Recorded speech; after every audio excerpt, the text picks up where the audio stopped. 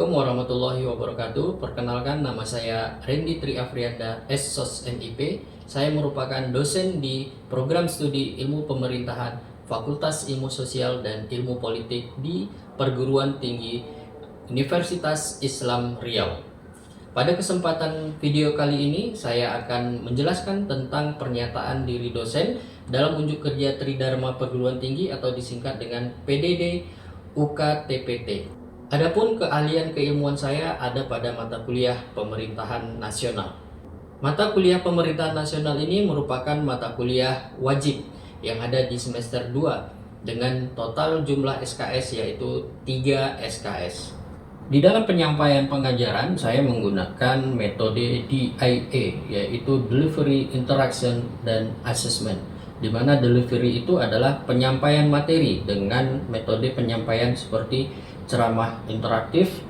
Yang kedua adalah interaction, yaitu interaksi pembelajaran, di mana di dalam pengajaran itu terdapat sesi tanya jawab, interaksi antara mahasiswa dengan dosen dengan cara membuat diskusi kelompok agar tercipta kemampuan mahasiswa untuk berargumentasi secara akademik.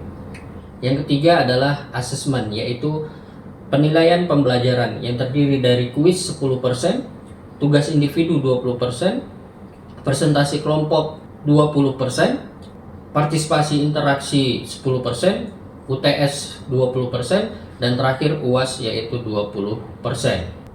Deskripsi mata kuliah Pemerintahan Nasional ini adalah mata kuliah yang membahas tentang struktur, fungsi, dan dinamika pemerintahan pada tingkat jenjang level nasional. Fokus utamanya adalah pada lembaga-lembaga negara seperti eksekutif, legislatif, dan juga yudikatif, serta hubungan antara ketiganya di dalam sistem ketatanegaraan. Dan mata kuliah ini juga menelaah prinsip-prinsip demokrasi, supremasi konstitusi, serta peran partai politik dan masyarakat sipil di dalam sistem pemerintahan nasional. Kemampuan yang diharapkan pada mata kuliah ini, mahasiswa diharapkan memahami konsep, teori, serta praktik pemerintahan nasional di dalam konteks negara Indonesia maupun perbandingan dengan negara lain. Dan juga mahasiswa mampu menjelaskan aspek-aspek yang berhubungan dengan penyelenggaraan pemerintahan di Indonesia.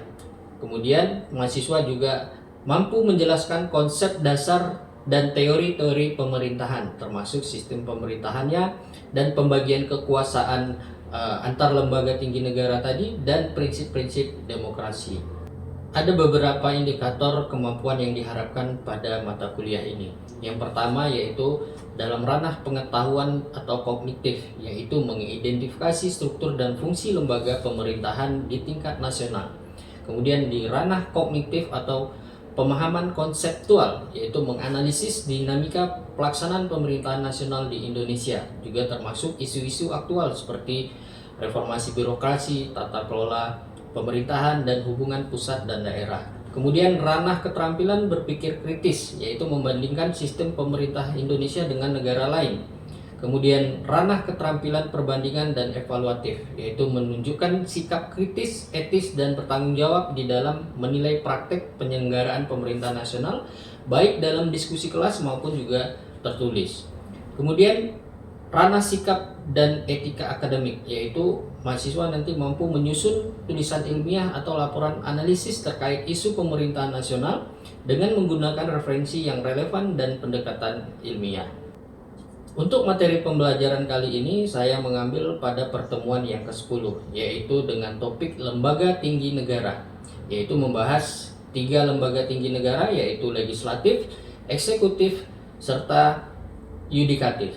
Sistem pembelajaran pada pertemuan 10 ini dengan metode tatap muka dengan menggunakan multimedia PowerPoint, dan juga nanti mahasiswa membuat kelompok untuk menyajikan presentasi dengan topik pilihan yang mereka pilih, yaitu ada legislatif, eksekutif, dan yudikatif.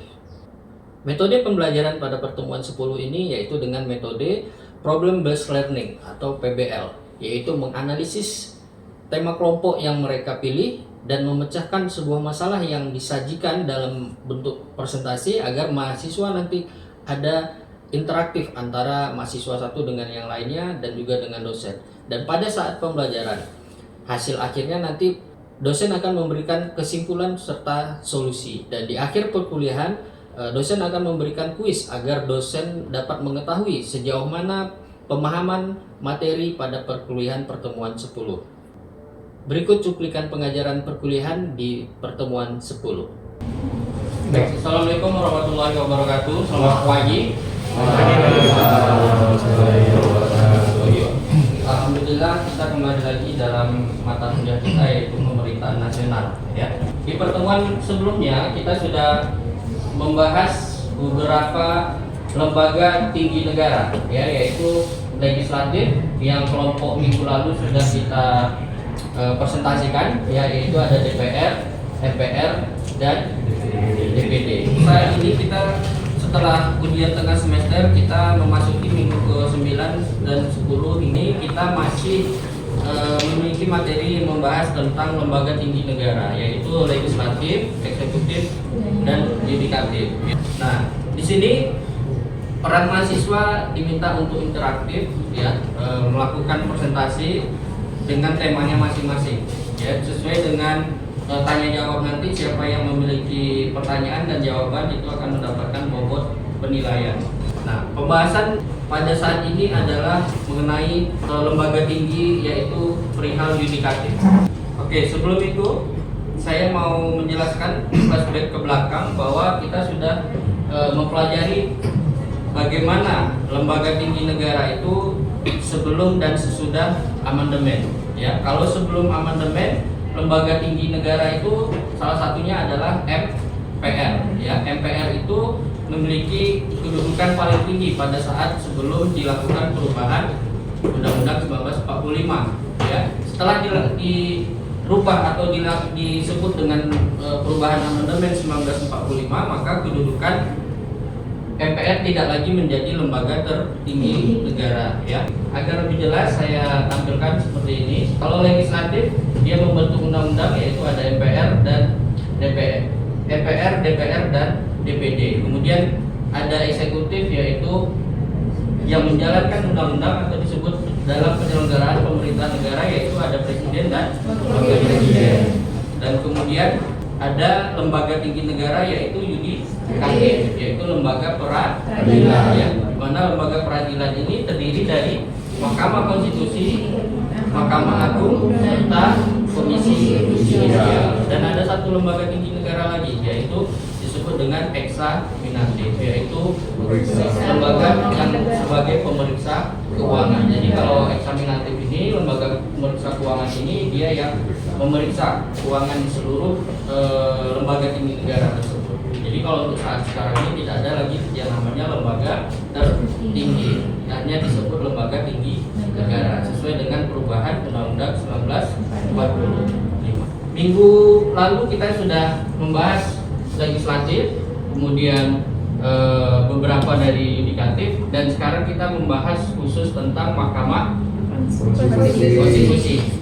Agar kita bisa lebih aktif lagi di dalam kelas, saya minta kelompok yang tampil pada kesempatan ini adalah membahas lembaga tinggi negara, yaitu Mahkamah Konstitusi. Ya, oke, kepada kelompoknya silakan untuk mempresentasikan hasil presentasi. Oke, silakan. Ya, jadi buat teman-teman mahasiswa yang sebagai audiens, tolong didengarkan dan nanti tolong diajukan pertanyaan biar ada sesi tanya jawab. Dan terakhir nanti saya memberikan kesimpulan terkait dengan Mahkamah Konstitusi. Oke, silakan. Assalamualaikum warahmatullahi wabarakatuh. Waalaikumsalam warahmatullahi wabarakatuh. Teman-teman kepada Dudi sebagai dosen pengampu mata kuliah pemerintahan nasional dan teman-teman sekalian. Baik, di sini kami dari kelompok 5 ingin mempresentasikan hasil kerja kami. Yang pertama dibacakan oleh Pak Nabila. Yang pertama yaitu sejarah Mahkamah Konstitusi. Mahkamah Konstitusi Republik Indonesia dibentuk pada tahun 2003 sebagai bagian dari reformasi hukum pasca Orde Baru. Indonesia menjadi negara ke-78 yang membentuk MK, dan yang pertama pada abad ke-21 Undang-Undang Nomor 24 Tahun 2003 tentang Mahkamah Konstitusi. Tugas Mahkamah Konstitusi yang pertama menguji undang-undang terhadap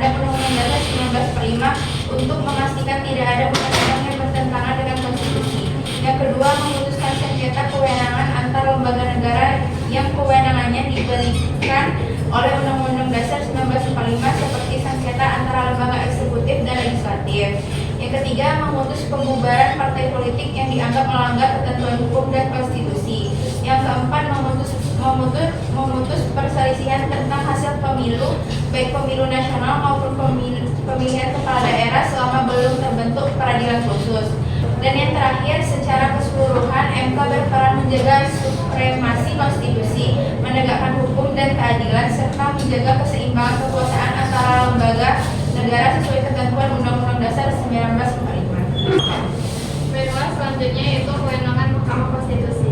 Mahkamah Konstitusi ini berwenang mengadili pada tingkat pertama dan terakhir yang putusannya bersifat final. Selanjutnya ada hak-hak MK. Yang pertama, menguji undang-undang terhadap Undang-Undang 1945. Yang kedua, menafsirkan Undang-Undang Dasar. Yang ketiga adalah memutuskan sengketa kewenangan antar lembaga negara. Yang keempat, memutuskan pembubaran partai politik. Yang kelima, memutuskan perselisihan tentang hasil pemilihan umum. Baik, selanjutnya yaitu ada hak anggota Mahkamah Konstitusi. Teman-teman bisa lihat pada PPT kami ya. Di situ terbagi menjadi 4. Yang pertama yaitu memiliki kedudukan sebagai pejabat negara dengan hak protokoler dan hak keuangan sesuai ketentuan peraturan perundang-undang. Lalu yang kedua, mendapatkan perlindungan hukum dan jaminan independensi dalam melaksanakan tugas agar bebas dari pengaruh lembaga lain. Lalu yang ketiga, memiliki hak untuk memanggil pejabat negara, pejabat pemerintah atau warga masyarakat dalam rakyat pelaksanaan kewenangan Mahkamah Konstitusi. Lalu yang terakhir ada mendapatkan fasilitas dan tunjangan sesuai dengan jabatan sebagai hakim konstitusi. Selanjutnya, organisasi atau masa jabatan. Masa jabatan Hakim Mahkamah Konstitusi. Hakim MK diangkat untuk masa jabatan 5 tahun dan dapat dipilih kembali 1 kali masa jabatan berikutnya. Ketua MK dipilih dari dan oleh Hakim Konstitusi untuk masa jabatan 5 tahun dan dapat dipilih kembali 1 kali. Rekrutmen dan seleksi Hakim MK. Jumlah Hakim MK adalah 9 orang yang diangkat oleh Presiden berdasarkan usulan dari 3 lembaga, Mahkamah Agung, Dewan Perwakilan Rakyat, dan Presiden. Proses seleksi dilakukan secara objektif, akuntabel, transparan, dan terbuka oleh masing-masing lembaga pengusul. Itu tadi sesi presentasi kami. Kami membuka sesi pertanyaan. Bagi yang ingin bertanya, silakan. Ya, silakan. Apakah Mahkamah Konstitusi memutus sengketa kewenangan antar lembaga negara? Baik, tadi pertanyaan dari Safwan, itu apakah Mahkamah Konstitusi bisa memutuskan sengketa kewenangan antara lembaga negara? Jawabannya ya. Mahkamah Konstitusi atau MK bisa memutuskan sengketa kewenangan antara lembaga negara asalkan lembaga-lembaga tersebut memiliki kewenangan yang diberikan oleh Undang-Undang Dasar 1945. Jadi, peran Mahkamah Konstitusi di sini sangat penting untuk menjaga keseimbangan kekuasaan antar lembaga negara dan memastikan semua pihak patuh pada aturan dasar negara. Bagaimana, Safwan? Baik, terima kasih. Ada lagi? Ya, silakan.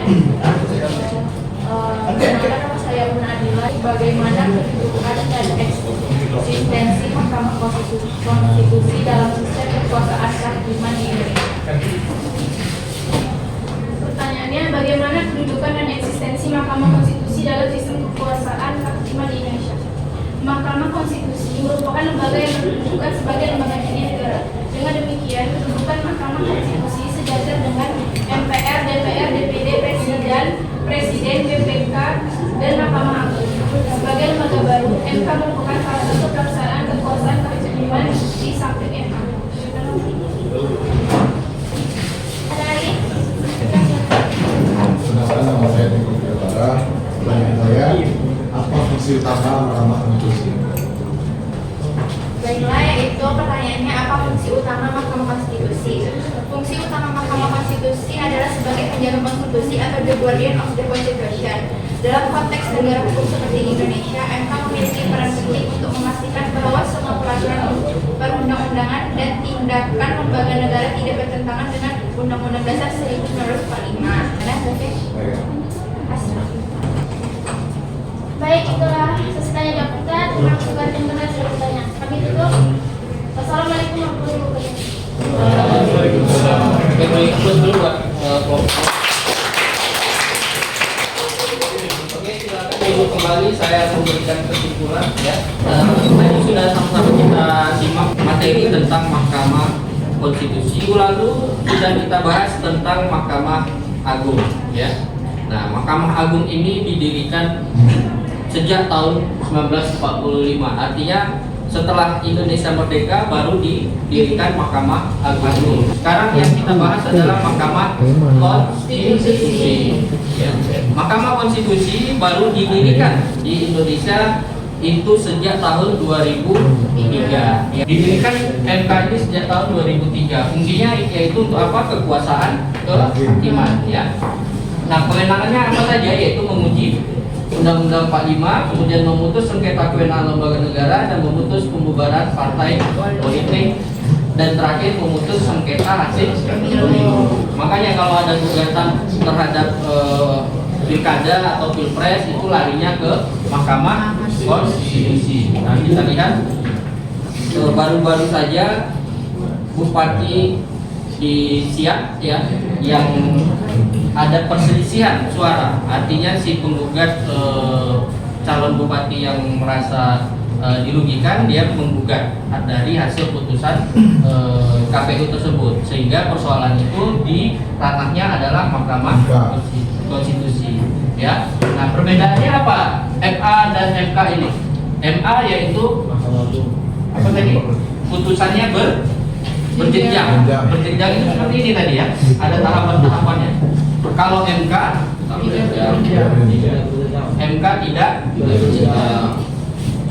tidak berjenjang, artinya putusannya mulai dari dia orang mengajukan gugatan, kemudian langsung hasilnya di final, tidak usah lagi digugat ya. Nah, semuanya itu tertuang di dalam peraturan yang ada di Konstitusi Indonesia ya, yaitu mulai dari dasarnya Undang-Undang 1945 sampai dengan undang-undang tentang Mahkamah Konstitusi. Jadi siapapun tidak bisa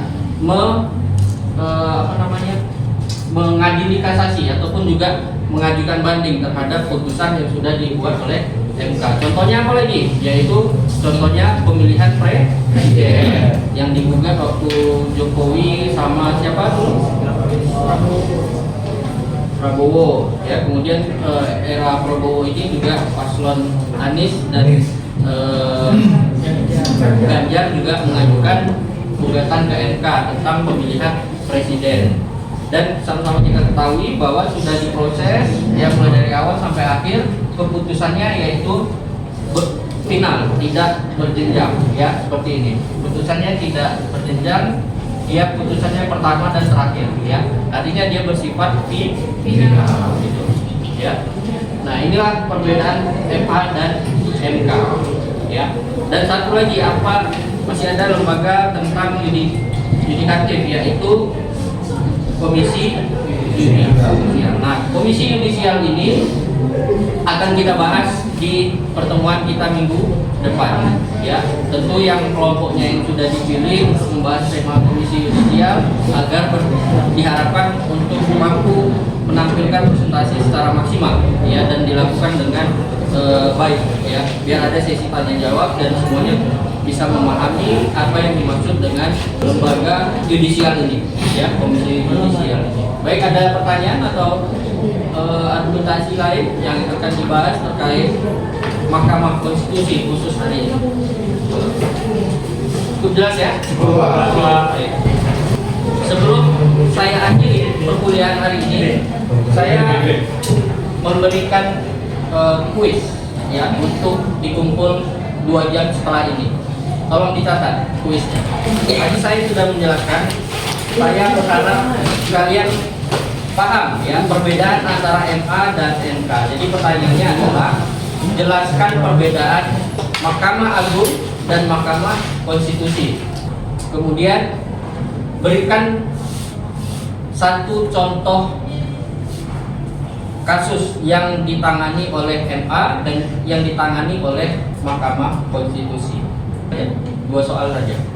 Jadi hari ini kita cukupkan sampai di sini, dan terakhir tadi saya memberikan sebuah kisi-kisi yang akan kalian jawab 2 jam setelah ini. Tolong nanti jawabannya dikumpul di Google Classroom yang sudah saya sediakan. Ya, oke. Dengan mengucapkan alhamdulillah, maka perkuliahan ini kita akhiri. Alhamdulillahirobbilalamin. Wassalamualaikum warahmatullahi wabarakatuh. Waalaikumsalam. Demikian cuplikan video yang sama-sama kita saksikan sebagai salah satu syarat Serdos 2025 dalam pernyataan diri dosen dalam unjuk kerja Tridharma Perguruan Tinggi. Terima kasih. Wabillahi taufik wal hidayah. Wassalamualaikum warahmatullahi wabarakatuh. Universitas Islam Riau.